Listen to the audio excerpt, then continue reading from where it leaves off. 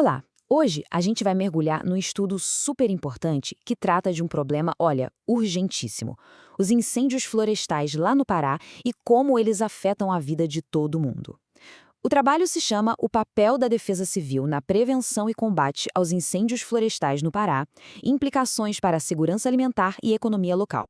Bom, e esse estudo é, na verdade, uma monografia de conclusão de curso. Foi feita pela Suelen Cecília Costa de Souza, com orientação da professora Ana Maria Stephan, é do curso de especialização em Gestão Pública, em Proteção e Defesa Civil, da Universidade Federal de Juiz de Fora e foi concluído agora em 2025.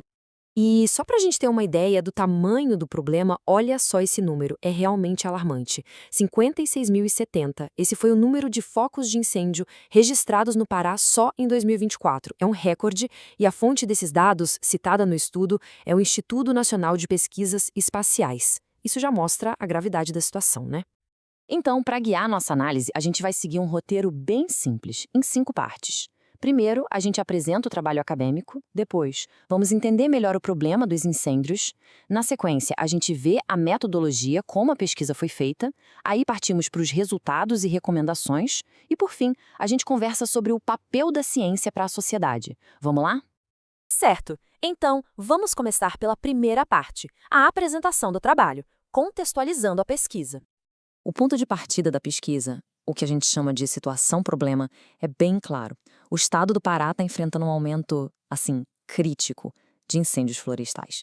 E o estudo deixa claro que isso não é só um problema ambiental. É uma ameaça direta para o ecossistema, para a economia local e até para a saúde pública. Por isso é tão urgente pensar em como otimizar a resposta da Defesa Civil. Mas na prática, quais são os impactos desses incêndios? A gente vai ver agora que as consequências vão muito, mas muito além da floresta queimada. Olha, é um verdadeiro efeito dominó. A pesquisa mostra que existe uma ameaça direta à produção agrícola, afetando a segurança alimentar.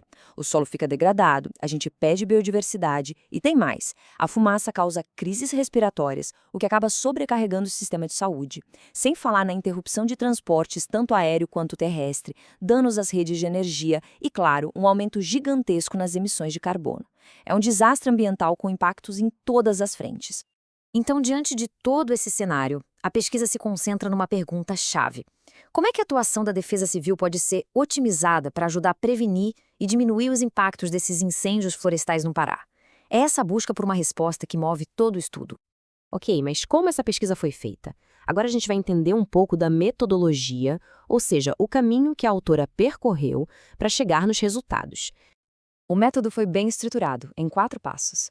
Tudo começou com uma pesquisa em documentos e outros estudos sobre o tema. Depois veio a coleta de dados quantitativos, buscando números em fontes oficiais, como o Instituto Nacional de Pesquisas Espaciais. O terceiro passo foi aplicar um questionário com representantes de órgãos públicos para captar a percepção deles. E, por fim, foi feita uma análise que juntou tanto os números quanto as percepções, uma análise que a gente chama de quali-quantitativa. E agora a gente chega no coração da pesquisa, os resultados. O que os dados realmente mostraram? Vamos às descobertas do estudo? Pois é, os dados do Instituto Nacional de Pesquisas Espaciais mostram uma escalada bem preocupante. Vamos olhar a linha do tempo. Em 2019, a gente tinha cerca de 30 mil focos. Em 2020, já subiu para quase 39 mil. Em 2022, passou de 41 mil. Em 2024, o salto foi para mais de 56 mil focos. O crescimento é nítido e mostra que a situação está cada vez mais urgente. Tá, mas por que tantos incêndios? O estudo foi atrás dessa resposta, perguntando para os gestores, e a percepção deles é muito clara. Para 67%, ou seja, 2/3 deles, a culpa é de uma combinação de 3 fatores: desmatamento, atividades ilegais e a seca. Isso só reforça como o problema é complexo, né? Mistura a ação humana com as condições do clima. E na hora de combater o fogo, qual é o principal desafio? A pesquisa também investigou isso.